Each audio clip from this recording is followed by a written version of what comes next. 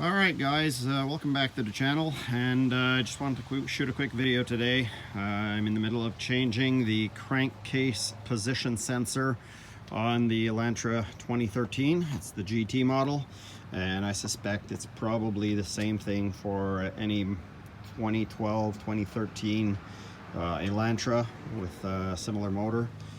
16 valve, what is this, a 2.4 liter or 1.8 liter I think.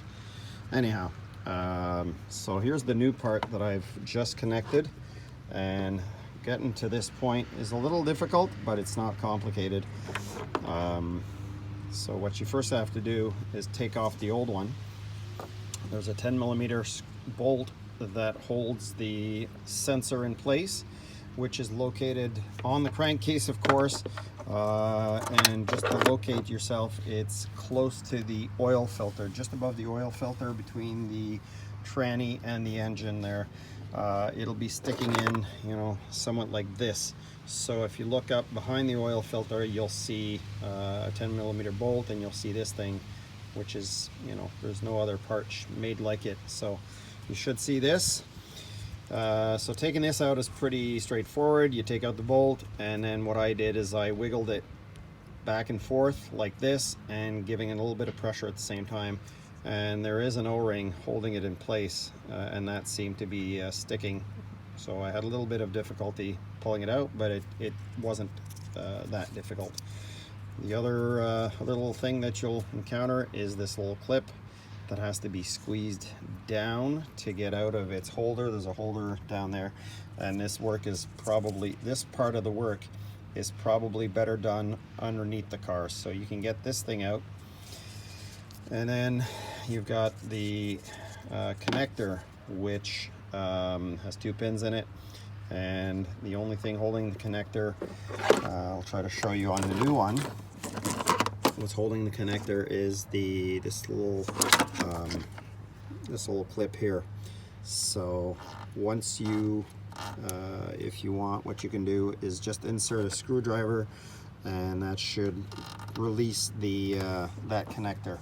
So what I did is I took the upper radiator hose off just to give myself a little bit of space, because I was able to take the connector out from here. Oh, and what's holding this connector in place, there's a, let me show you here, there's a slot on the connector itself. So you see this little slot, it kind of holds on to a metallic piece. Let me see if I can zoom in on it for you, show you what that metallic piece looks like. Oh God, I don't even see it from here. I don't think my camera's gonna zoom in on that. Anyhow, all it is a flat piece of metal, and so this thing is sitting on the piece of metal like this, and that's what supports the part. So you have to push this connector up, and that way you're actually able to pull the whole connector up and everything from above. Now we can disconnect the old one, put on the new one, and then installation is the reversal of removal. So this should fix the problem of the car stalling. I've got a car that stalls, and when it does start up again, it'll sometimes have the RPM gauge at 0, and performance is really lousy. What you have to do is move forward a little bit, move that crankcase, stop the car, restart the engine, and then it goes. But what it is apparently is the crankcase sensor that kind of sends a bad signal to the computer, and that's why you get bad performance or the car stalling like this. So hopefully this fixes my problem. And that being said, I'll end the video, make it short and sweet. Best of luck with reinstallation, you guys. We'll see you next video. Thanks a lot. Bye bye.